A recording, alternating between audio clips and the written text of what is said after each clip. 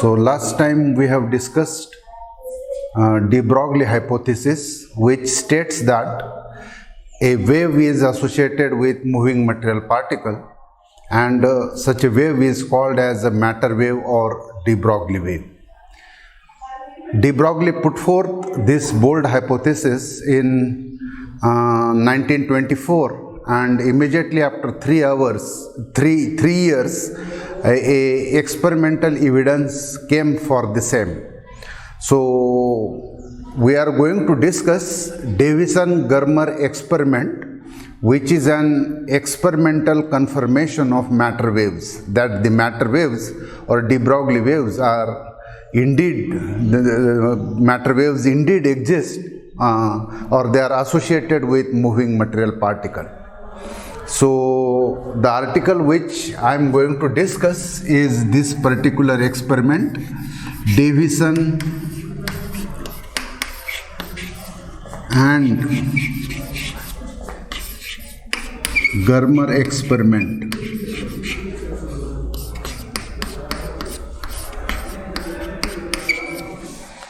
The existence of matter waves was confirmed experimentally for the first time by Davison and Germer in 1927 in United States and by G.P. Thomson in England in the same year.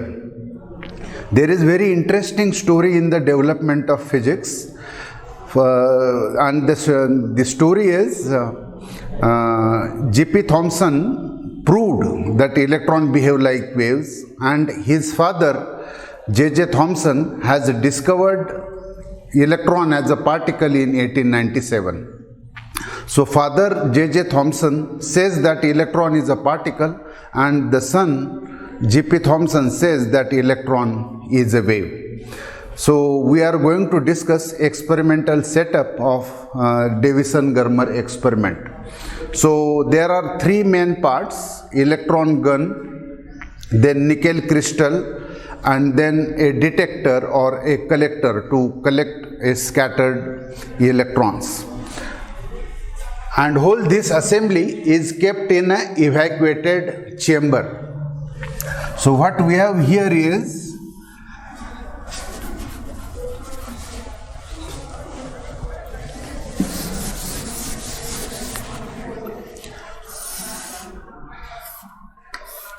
electron gun,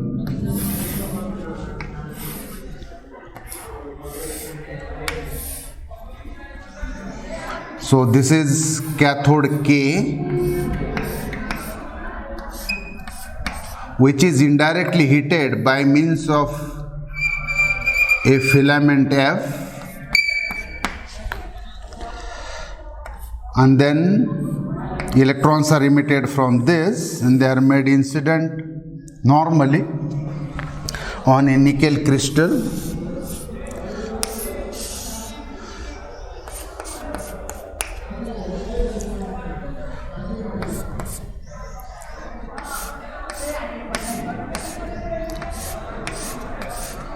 Grid.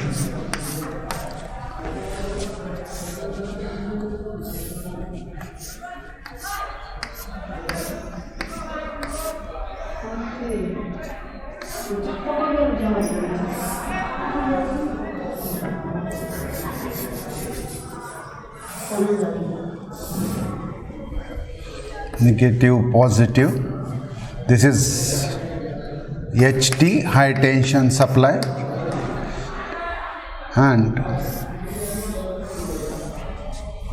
this is voltage V. The scattered electrons,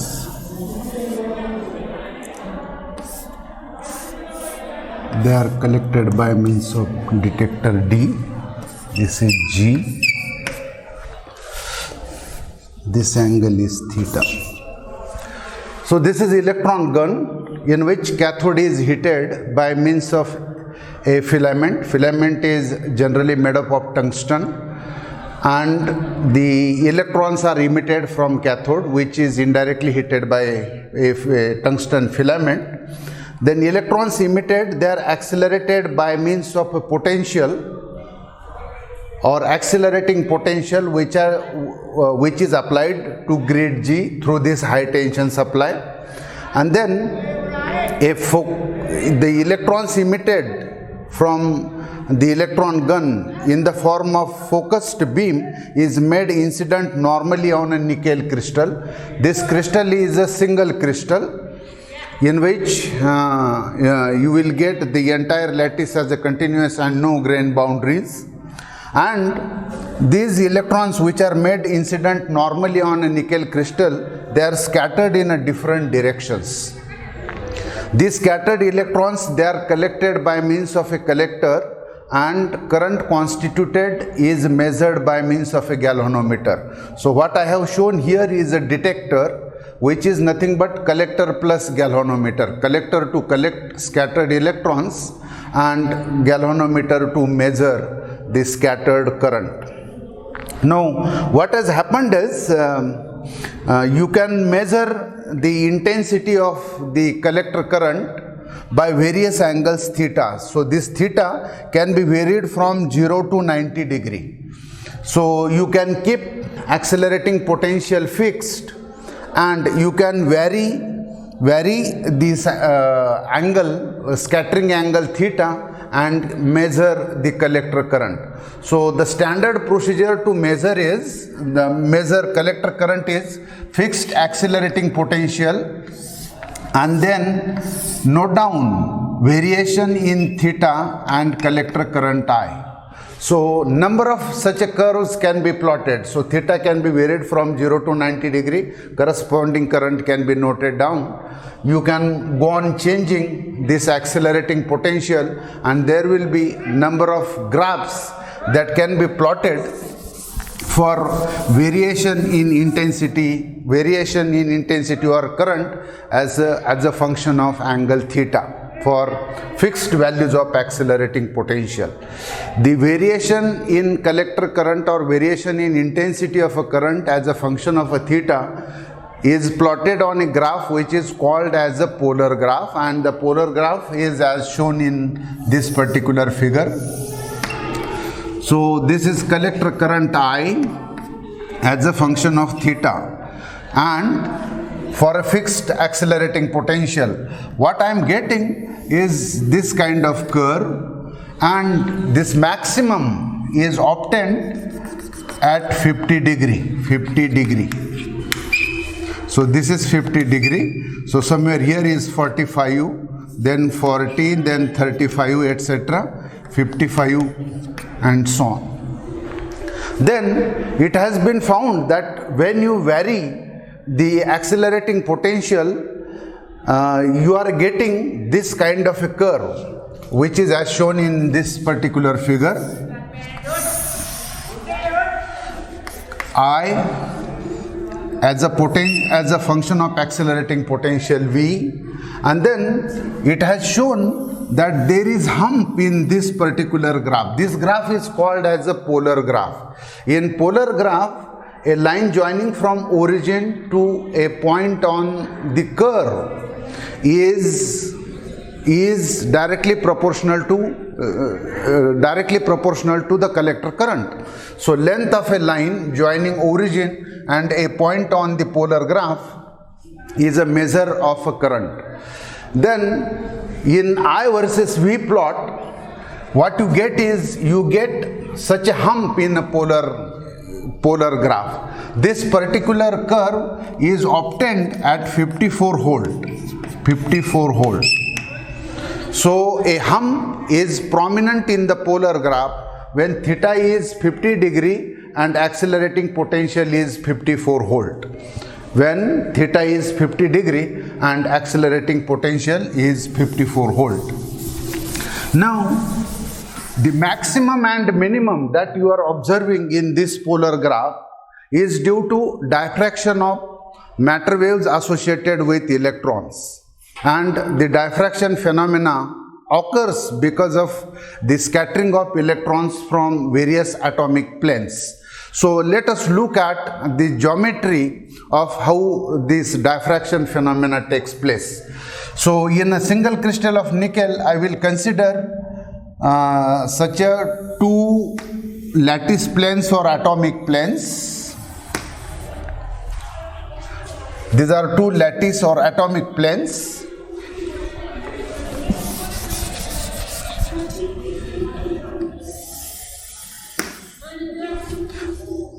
Then perpendicular to this, so these are atomic planes, so atom is here. Then incident electron beam, so beam of electrons is incident on this,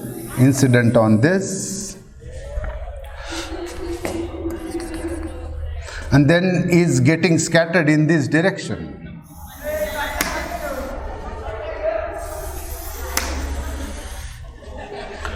This particular wavefront is incident wavefront. So this is incident wavefront.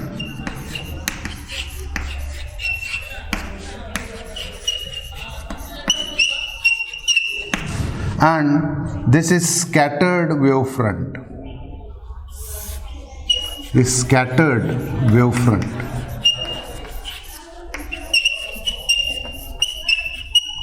These are scattered electron beams. Now, as we know that the scattering angle, when scattering angle is, the hump in the polar graph is prominent when the scattering angle is 50 degree. So this particular angle between incident electron beam and scattered is 50 degree. So this angle is 50 degree.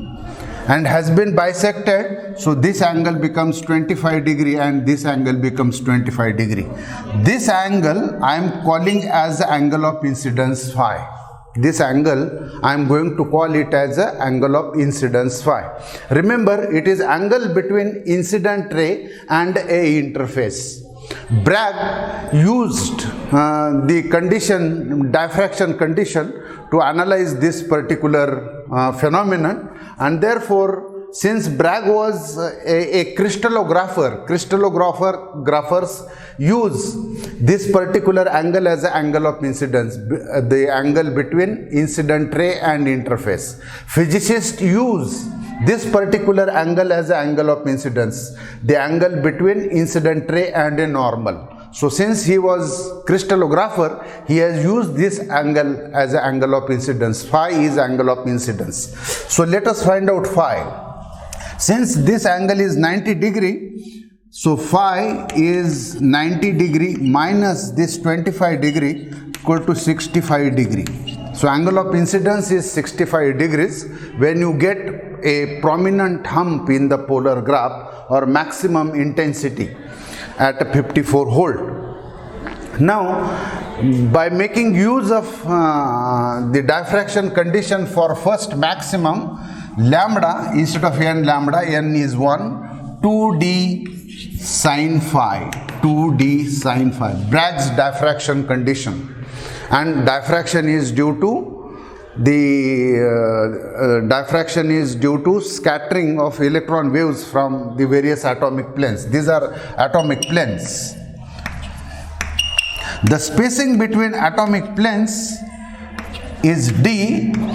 So these are atomic or lattice planes.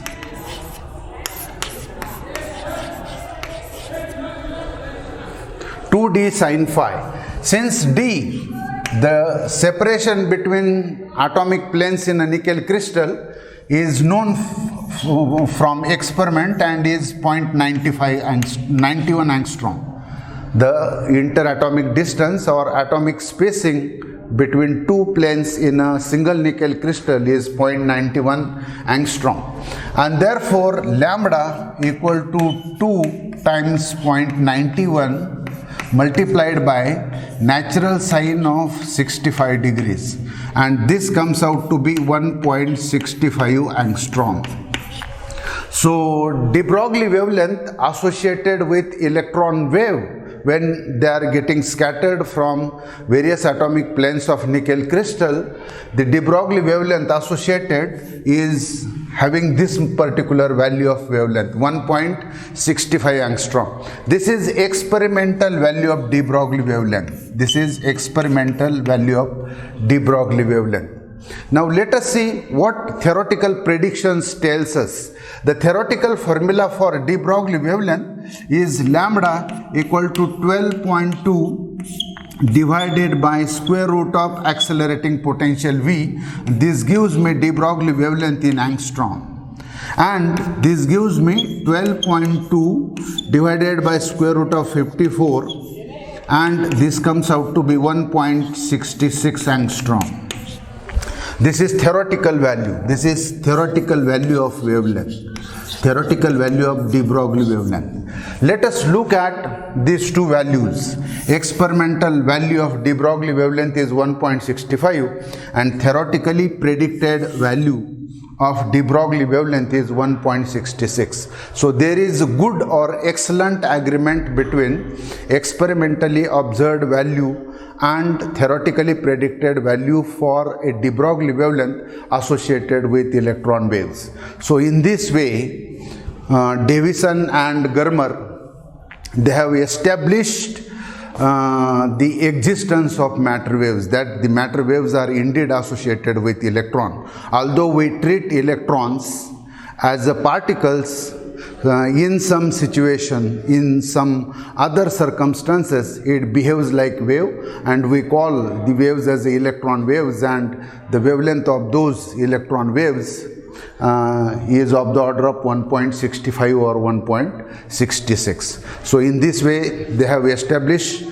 the existence of matter waves. Okay, let us stop here.